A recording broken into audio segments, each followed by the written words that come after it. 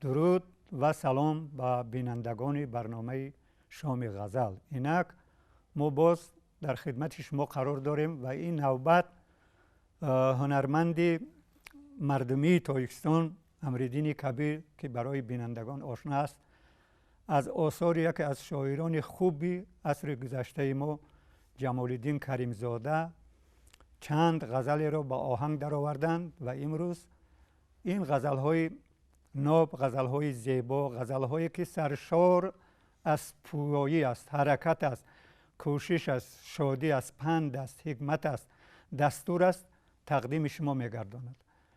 جمال الدین کریمزاده در سال 1944 در تاجیکستان تولد شده است، به دنیا آمده است. سال 1962 مکتب میانه و سال 1967 دانشگاه ملی تاجیکستان را تمام کرده است و در نشریات ها یک مدت کار کرده است، در رادیو کار کرده است، در تلویزیون کار کرده است و از همین زمان به گفتن شعر آغاز کرده است. مجموعه های بسیار به دست چاپ رسانده است و اولین مجموعهش این چشمه خورشید است که راه را برای به دشتی وسیع برای در میدان ادبیات خود را معرفی کردن برای او هموار کرده است و در این ماورا جمال الدین کریمزاده طبق فضایی که در اون روزگار در ادبیات ما حاکمیت میکرد که یک فضای شادی بود، یک فضای افتخار، یک فضای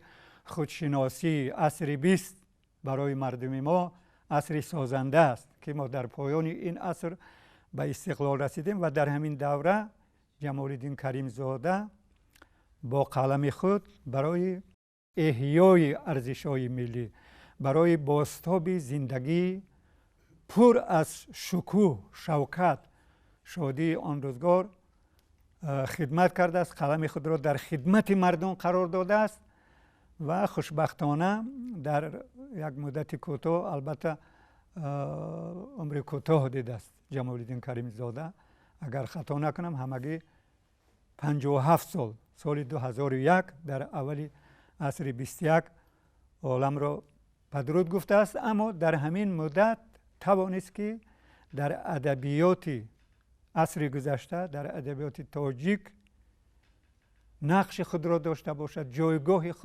ویژه خود را، خاص خود را داشته باشد و هم در شکل‌های سنتی شعر، غزل، قصیده، قطعه، رباعی، هم در شکل‌های نوی شعری چهارپاره اشعار مرغوب ایجاد نماید و مهمترین ویژگی اشعار جمال الدین کریمزاده از آن عبارت است که این اشعار با واقعیت روز همسانی و هم آهنگی دارد.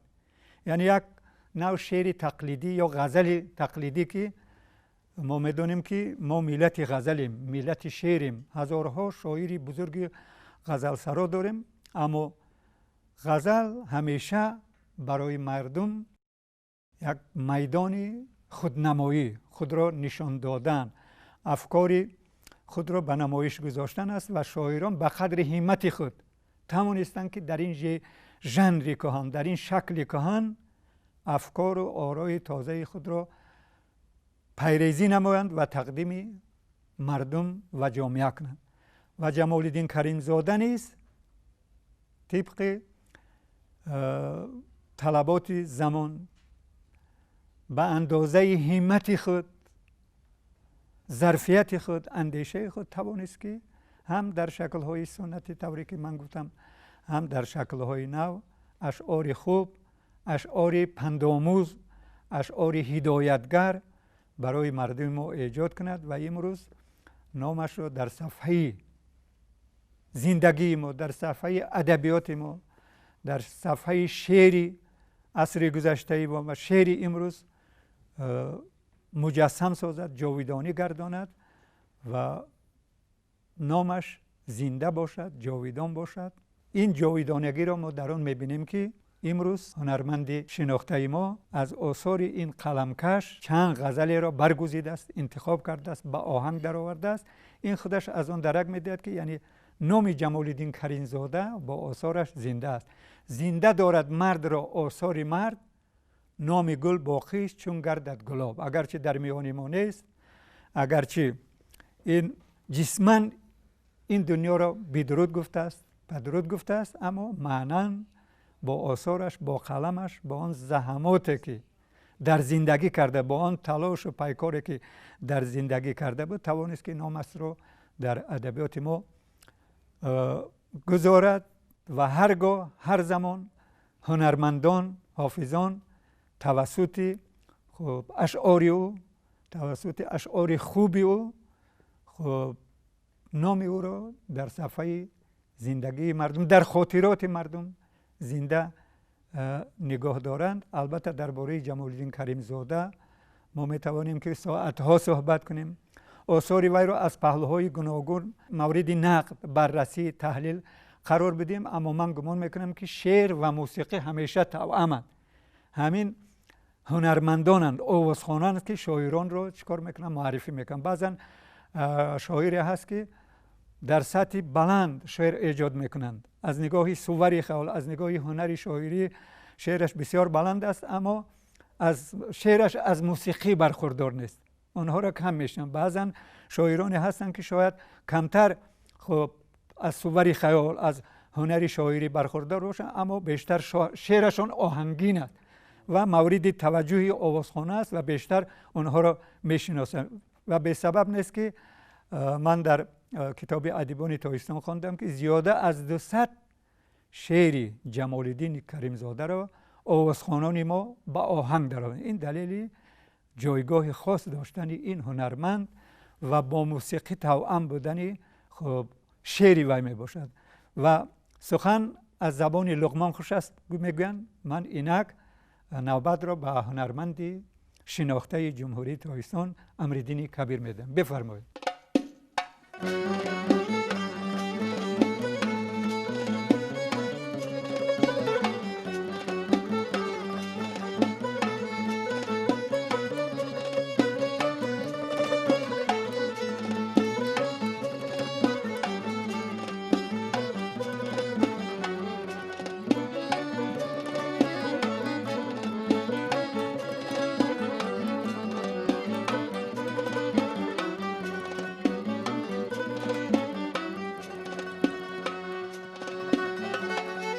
پاکی دل پاره و تا اون که جگر خون نشود، حرفی دل هیچگه دلکش موضوع نشود.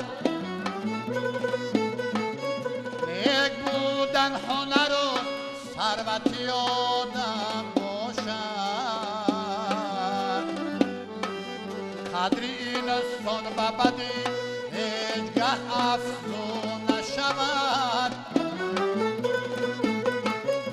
قدر این سن و بدی هیچگه افزون نشود.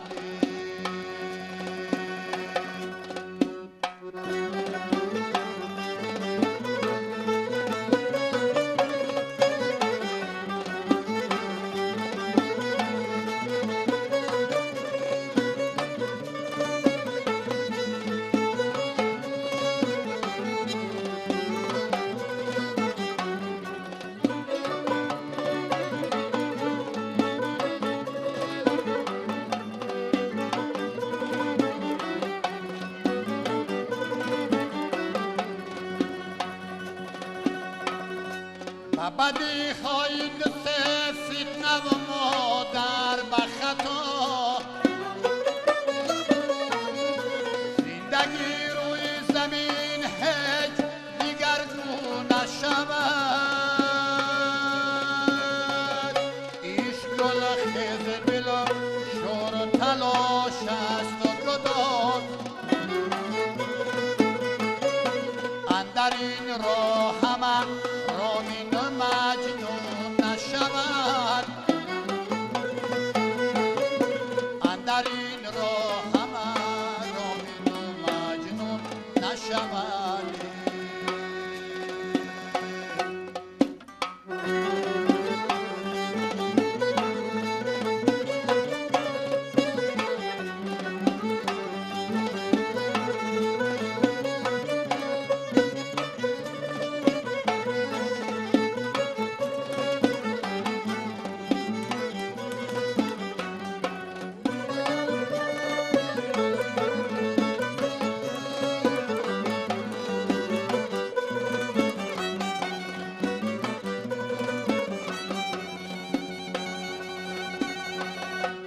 چشمه عقل خیره نیست بغیر از دلیل،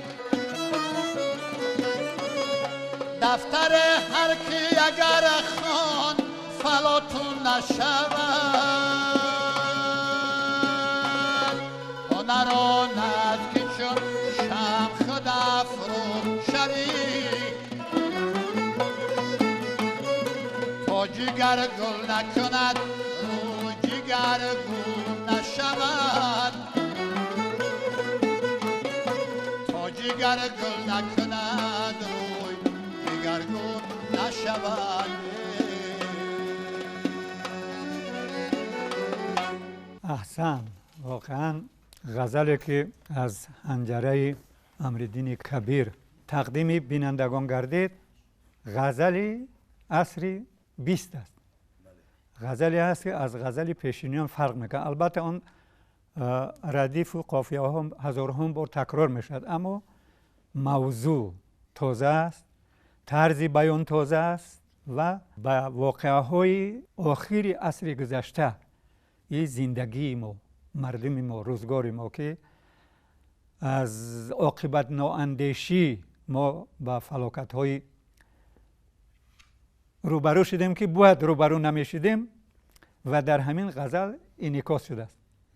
در ابتدا خود غزل یک غزل پند اندرزی است، غزلی است که عبرت میدهد به بینندگان که ما باید اشتباه کردیم بار دیگر اشتباه را تکرار نکنیم. یعنی غزل سر موضوع است، هر یک بیتش دنبال یک موضوع است که از خواجه حافظ سر شده بود و غزل مسلسل نیست. اما اون غزلایی که در سبک خراسانی میگفتن، در سبک عراقی میگفتن، یا که غزلایی که در سبک عراقی میگفتن که به نازک خیالی ارتباط داشت، از اونم کنار میگیرد. غزلی هست که از بطن زندگی مردم بیرون میاد، اما در زمینه تجربه، در زمینه واژه و ترکیب‌های آثار گذشتگان، همزمانان، ابرازهای پیشین اما به طرز نو. مثلا ابراز رامین مجنون است، از اون قصه ویس و رامینی فخرالدین گرگانی است، اما در این بافت غزل معنای تازه کسب کرده است. هنر شاعر هم در همین است که از چیزهای معمولی، از چیزهایی که گویا یک نوع زبان زد شده است، چیزی تازه، افکاری تازه، پیام تازه به مردم ارائه بداره و در دوامش میریم که با موضوع اصلی غزل برمی عشق است در اونجا. و در آغاز غزل موضوع شعر شاعری، شاعر یک نوع منقد است، یک نوع نظریاتچی شعر است، تاکید میکند. البته این موضوع تازه نیست که یعنی شعر آهنگ خود به خود پیدا نمیشد، برای وای زحمت کشیدن در کار، بیدار خوابی کردن در کار است. مصرع من قطره خون من است، تن به دود چراغ بیخوابی ننهادی، هنر از کجا یابی، ستاره ریزی کلک سیاه زبان صایب، ز فیض خوردن دود چراغ میدونه. یعنی شاعر، هنرمند، آوازخوان، هر نفری که کار ایجادی میکنه، خواه با قلم سر و کار دارد، خواه با دیگر ابزار اسباب سر و کار دارد، وی باید قابل باشد، وی باید بیدارخواب باشد، وی باید زحمت کشد. فقط ذوق، استعداد کس را به جای نمیرسد. اگر ذوق باشد یک مدت طلوع میکند و مرده میرود. به اقبال شرر نازم که دارد عمر کوتاه، میگد رحیم و ایری، مثل یک شرر پیدا میشد میگذرد. اما کسی که استعداد را، هنر را صیقل میدهد، زحمت میکشد، بیدارخوابی میکند، به قول شاعر در دو وقت اجابت کشاده پیشانی است، دل شب ار نتوانی سپیده دم برخه. یعنی در دل شب کار میکند، وی میتواند که چیزی تازه بگوید، چیزی خوبه بگوید، چیزی گوید که درد داشته باشد، همرنگ جماعت باشد، همرنگ زندگی حرکت کند، به نفع مردم، به نفع کشور، به نفع ملت و در مجموع به نفع انسانیت باشد. و ما دیدیم که در این غزلی که آوازخوان عزیزی ما نمیدونم چند مصرع باشد این غزل، اما چند بیت زیبای آن را برگزیده است. هنرمند حق دارد و از همینجا ذوق هنرمند را ما خب پیخست میکنیم، میشناسیم که کدام ابیات رو وی برگزیده است و من گمان میکنم که اون بیتایی که آوازخوان عزیزی ما برگزیده است همگی بیتایی بودن که باری معنی میکشیدن، یعنی برای مردم ما خب برای بیننده یک فکر رو، یک پیام رو تلقین میکنن که یعنی شعر خود به خود از پیدا نمیشود. برای هنرمند خوب شدن، شاعر خوب شدن زحمت کشیدن در کار است. زندگی عشق است، پویایی است، حرکت است. زندگی نصیب کاهلان نمیشود، نصیب قابلان است. و در همین ابیات دیدم، در ابیات دیوم اگر من خطا نکنم، نیکی و نکوکاری را تشویق و ترغیب میکند و در همین جا یک فکر بسیار مهم است که در عصر گذشته احساسگرایان بودند، یک گروه گمراهان بودند که ملت ما را خواستند که از مسیر زندگی بیرون بکشند، اما خوشبختانه با همون به اصطلاح خب استعداد ازلی ما توانستیم با همون تفکری خب سازنده خود از همین بنبست ملت رو بیرون کشیم و از همین ابیات که در همین قلمرو حرکت میکنه و در آخر آمده به عشق میپونده که گر لذت عشق نبودی نه مرد پدید شدی و نه زن، و نشان میدهد که شاعر خب همچون فرزند زمانی خود به زندگی بی‌طرف نیست، تماشابین نیست. ادیب مسئولیت دارد، باید تماشابین نباشد. طاعت از دست نه آید، گناهی باید کرد. در دل دوست به هر حیله رهی باید کرد. و همین خب همرنگ جماعت بودن، همین مسئولیت داشتن، رسالت داشتن هنرمند، ادیب، شاعر بوده است که از قلمش این گونه ابیات تراویده است. ما نمیگویم که در اینجا نزاکت خیال، من گفتم که در سبک هندی است، در سبک عراقی است، ما این را جستجو نمیکنیم. مهم این است که شاعر توانسته است که در چند بیت چندین موضوع مهم را طرح‌ریزی کند و مهم این که وقتی که ما غزل را میشنویم غزل تقلیدی نیست. غزل‌های بسیار شاعران، نویسندگان ایجاد میکنند. ما اگر دو عصر سکته را به قول استاد یعنی عصر 18 و 19 را ببینیم که شاعران خود را از باطلاق تقلید بیرون کردن نمیتوانستند، اما در عصر 20 خود را بیرون کردند. و من خوشبختانه در کتاب غزل‌ها که از غزل عصر 20 از جانب شادروان محمود دولتوف، یکی از عالمان ادبیات شناسی شان خوب ما بود، در اونجا از استاد عینی غزل‌ها را گلچین کرده است، برگزیده است. من دیدم که در بین این شاعران غزلسرا 7 غزل جمال الدین کریمزاده نیز جای داده است. و ما امروز دیدیم از حنجره هنرمند شناخته آوازخوان محبوب که واقعا هم غزل جمال الدین کریمزاده غزلی است که ما آن را میشنویم و احساس میکنیم که شاعر در عصر 10، در عصر 15، در عصر 18 و 19 نزیسته است. از همون یک بیت که درباره گمراه بود، شاعری عصر 21 است و واقعات روز را در غزلش مجسم کرده است. من گمان میکنم که غزل دیگری این شاعری غزل سرا، ترانه سرا، گفتیم که سرشار آثاری از نوع قلمش تراویده با آهنگ، با موسیقی توامه است، از همین گونه موضوعها برخوردار است. و بار دیگر نوبت را باز به امرالدین کبیر میدیم. مرحمت.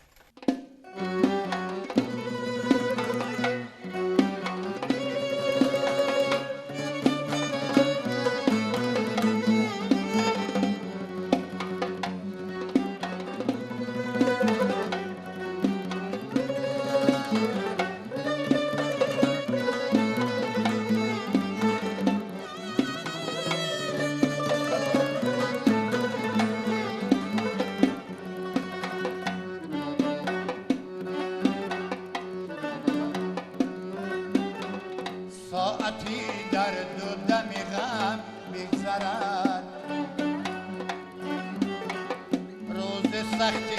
تنگ عالم بگذرد، ساعتی در دو دمی غم بگذرد،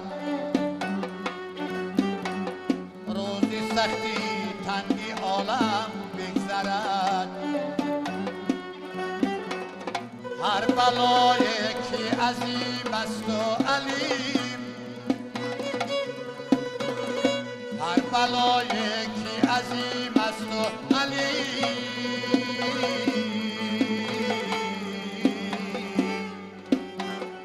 از سری فرزند آدم بگذرد، از سری فرزند آدم بگذرد.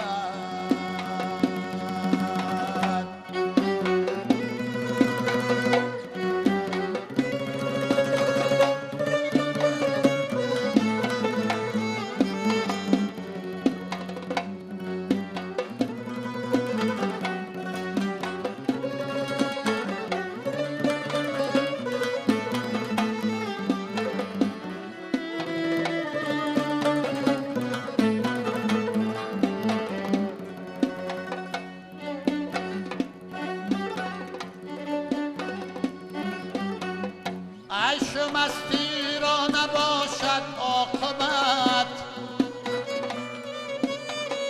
چون زنی چشمه که آن هم بگذرد، هرچی در دو داغ دادی بر دلم،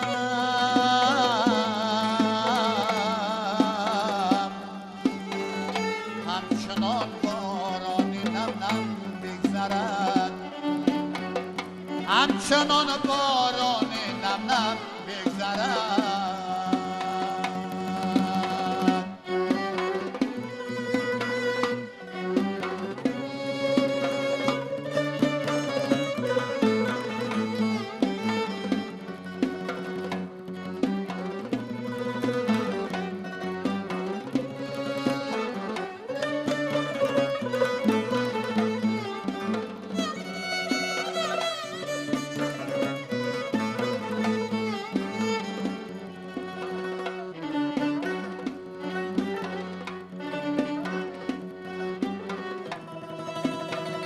عمری کوته شد باید طی شود، مبادا گر به ما تن بگذرد، فصل عشق و عاشقی باقی دل است، فصل عشق و عاشقی باقی دل است.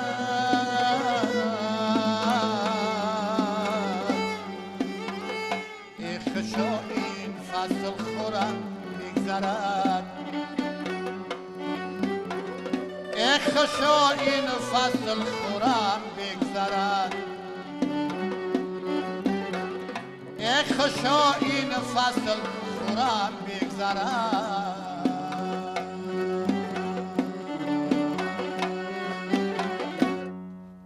واقعا طوری که ما گفتیم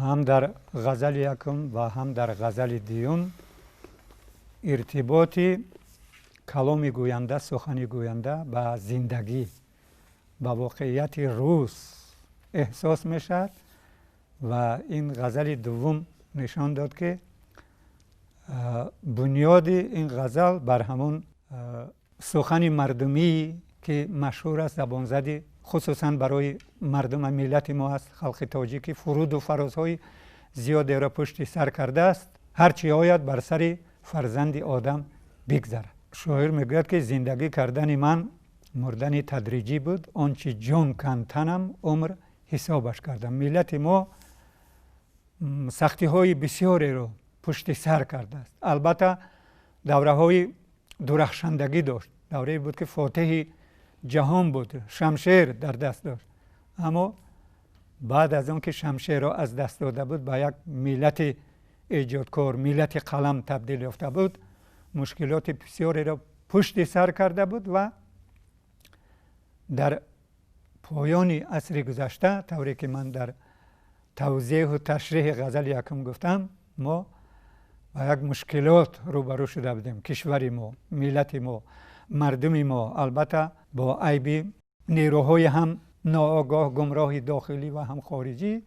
و این غزل محصول همون دوره است. شاعر که بسیار مسئولیت دارد، گفتیم رسالت دارد، بسیار حساس است، واقعیات همون زمان را به حساب گرفته، مردم را از اون ناامیدی، در گرداب ناامیدی افتاده بودند، از اونجا بیرون میکشد، در دل ویا احساس خوشبینی را تلقین میکند، ترغیب میکند. وظیفه ادیب هم از همین است که ما باید استوار باشیم، تسلیم نشویم، هویت داشته باشیم، خود را بشناسیم، در لحظه های حساس سرنوشت ملت را، سرنوشت خلق را، سرنوشت زندگی خود را به دست خود بگیریم، گویم که ما میتوانیم.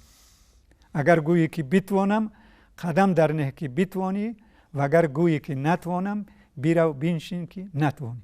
این واقعات همون روز را افاده میکرد و از مسئولیت ادیب درک میداد که مردم را به زندگی دلگر میکرد، مردم را از خارجه دعوت میکرد. گریزه ها را ما در نظر داریم، بین مشکلاتی بسیار، مردمی که هم در داخل هم در خارج بودن، ناامید بودند، اونها را به امیدواری دعوت میکرد. این فلسفه قدیمی زندگی ما است. اون بیت ناامید نباید شدن از گردش ایام، هر شام که آید زیپه آن سحری هست، مردم را به خوشبینی، به یک امیدواری دعوت میکرد. به قول نظامی گنجوی که رسیدن اسکندر به شهری که همه مردمش پاکیزه روزگار بودند، یعنی ناکجا آباد، که در همان زمان مطرح کرده بود، از نیرو یا که قلم آرمانگرای ادیبان ما درک میدهد و در همین قلمرو این غزل ایجاد شده است. اما مهم این است که وقتی که من این غزل را شنیدم،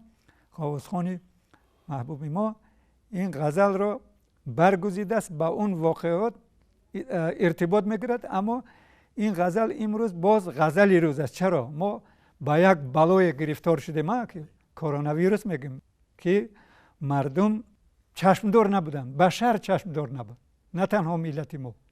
غیر منتظره، یک واقعه غیر منتظره که هیچ کس چشمدار نشد و به همین واقعه بسیار فاجعه انسانیت روبرو شده است. اما ملت ما در همین لحظه حساس هم خب توسط سیاستی بسیار خردمندانه دولت، توسط آگاهی و هشداری قلمکشان ما، شعر ما، چی در عصر گذشته چی در عصر امروز، مردم را به ثبات، به پایداری، واهمه نکردن، ناامید نشدن دعوت میکند که همه اینم میگذرد. ما گفتم که مشکلات زیاد داره انسان از دوره بابای آدم به اصطلاح سپری کرده است، پس سر کرده است. این مشکل هم میگذرد. ما باید حساس باشیم. فقط اون طلبات هایی که امروز گذاشته میشد برای تنصیحاتی مردم، برای مردم است، اونها را باید ما رعایت کنیم. ما متاسفانه بسیار سنتگراییم، حتی به سلامتی خود کمتر دقت میتیم. شاید از این رو این غزل من گمان میکنم که اگر در اون روز هم غزل روز بود، ما با مثلا هنر و نگارندگی و صوری خیالی وی کار نداریم. پیام بود، پیامی خوشبینی، پیامی دلگرمی به زندگی بود. امروز هم همین گونه پیام است. مردم باید نترسند، باید ناامید نباشند، خود را از این بلا دفاع کنند. هر چیزی که برای تنصیحاتی مردم، برای دفاع از این بلا ضرور است، اون را هم از طریق واسطه های اخبار، هم از طریق رادیو، هم از تلویزیون، هم مطبوعات گوشرسی ما میکنن. ما باید آنها را رعایت کنیم. شاعر این موضوع را اگر در اون پایان عصر گفته بود، در با واقعیت آن روزگار ارتباط میگیره، بینید یعنی موضوع کهنه نشه. امروز باز موضوع روز است و من گمان میکنم که این غزل رو بهنده انتخاب نکرده است و شاعرم در اون دوره دیگر دنبال مثلا گیسوی سخن را نوازش کردن، شانه زدن نبود. یک شعری گفته است که شعری روز است، شعری هست که پیام دارد. من گمان میکنم از مسئولیت شاعر درک میدهد. و جمال الدین کریمزاده سال 1973 به عضویت اتفاق نویسندگان پذیرفته شده بود و تا جایی که آثارش نشان میدهد و خاطراتی که درباره او نوشتن نشان میدهد، همیشه یک ادیب فعال. ما ادیبای گوناگون داریم که بسیار مقام و موقع بلند دارند اما فعال نیستند. فرض کردیم در واقعیت روز با طلبات روز کمتر هم آهنگی و هم آوازی میکنند. از روی اون معلوماتی که ما در کتاب‌ها درباره جمال الدین کریم زاده خواندیم، همیشه یکی از ادیبان وابسته به همون هنر خود، استعداد خود فعال بوده است. در چاره‌بینی‌های گوناگون اشتراک می‌کرده است. شعرش از این لحاظ به زبان‌های گوناگونی خلق‌های جهان از جمله به زبان روسی ترجمه شده است. در چاره‌بینی‌های گوناگون در آزمون‌هایی که در کشورهای گوناگون از جمله در اروپا برگزار گردید، در چندین شهرها در مقدونیه و دیگر شهرهای اروپا شرکت ورزیده است. این از آن درک می‌دهد که یعنی جمال الدین کریم زاده ادیب خودشناس است، وظیفه قلم را می‌داند، وظیفه ادیب را می‌داند. هر چیزی که گفته است به منفعت ملت بوده است. و ما این دو غزل را که دیدیم که یک غزل برای غزل نبوده است، غزلی بوده است که به زندگی، این که گاهی می‌زدم به زندگی ارتباط داشته، این که گاهی می‌زدم بر آب و آتش خویش را، روشنی در کار مردم بود مقصودم چشم. من گمان میکنم که خب غزل دیگری که پایان بخش محفل ما است، این غزل نیز در همین قلمرو حرکت میکند و از ذوق بلندی سخن فهمی، سخن شناسی، انتخاب سخن هنرمند محبوب درک میدهد و موضوع پند، حکمت، عبرت، عشق، عاشقی به همدیگر در این غزل ها گره خورده است. البته غزل اصلا موضوع اصلی غزل عشق بود، اما در درازای تاریخ تحول کرد، موضوعهای گوناگون را در خود گنجان جای داد و دیروز گفتند، امروز میگویند و آینده هم خواهد گفت.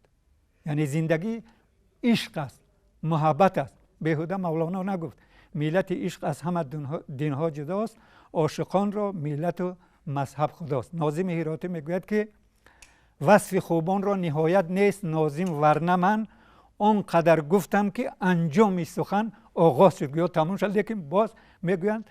و در پایان سخن به بینندگان عزیز ما خیر خوش میکنیم، بدرود میگیم. همون بیت ناظم هراتی را که من گفتم، بیت دیگرش را که پایان بخش محفل ما میشد. ما در محفل‌های دیگر باز با بینندگان عزیز روبرو خواهیم شد. برای این فقط تن صحت در کار، تن صحت از مردم، از بینندگان آرزو میکنیم، تمنا میکنیم. باز میگیم که باید خود را صحتی خود را، تن صحتی خود را باید احتیاط کنند و با همون بیت ناظم هراتی، باز آمدن زی رفتن خورشید دور نیست، گر عمر هست دیده به دیدار میرسد. مرحمت.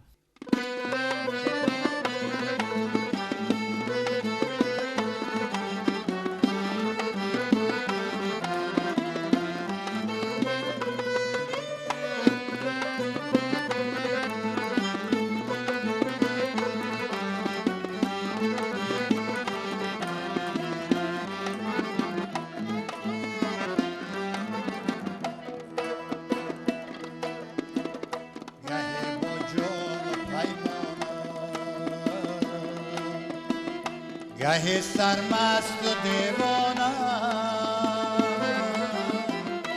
گهی با جام و پیمانه، گهی سرمست و دیوانه، به هر یک منزلی آباد و ویرانه. تو را میخوانم افسانه افسانه، تو را میخوانم افسانه افسانه.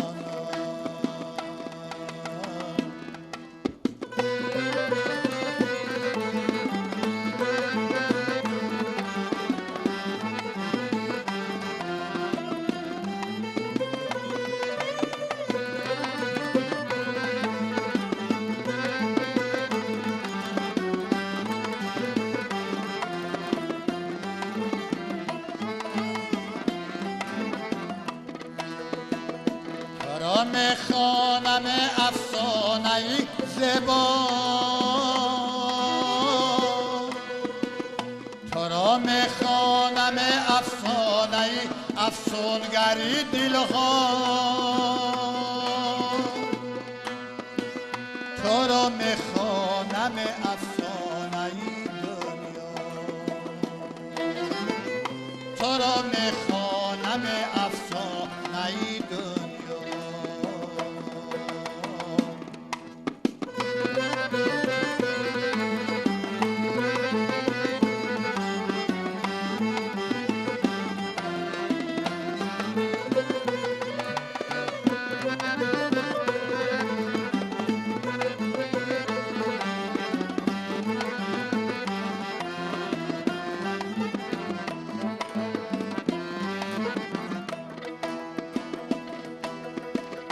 تو مال عشق آرزوهایی تو مال ارمان و تمنایی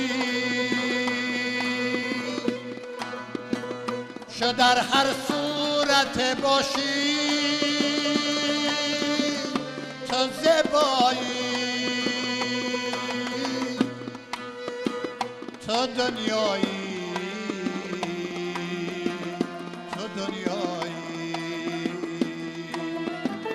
تو دنیایی تو دنیایی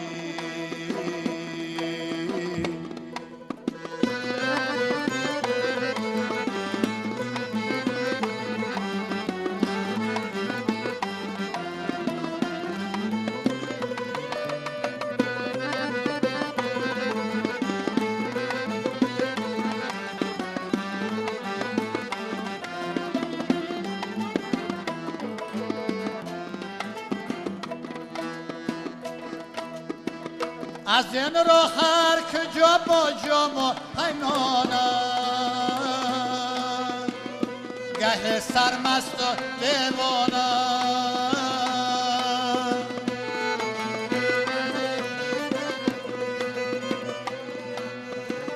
و در هر منزلی آباد و ویرانم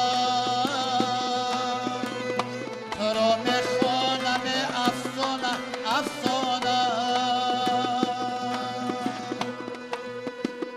تو را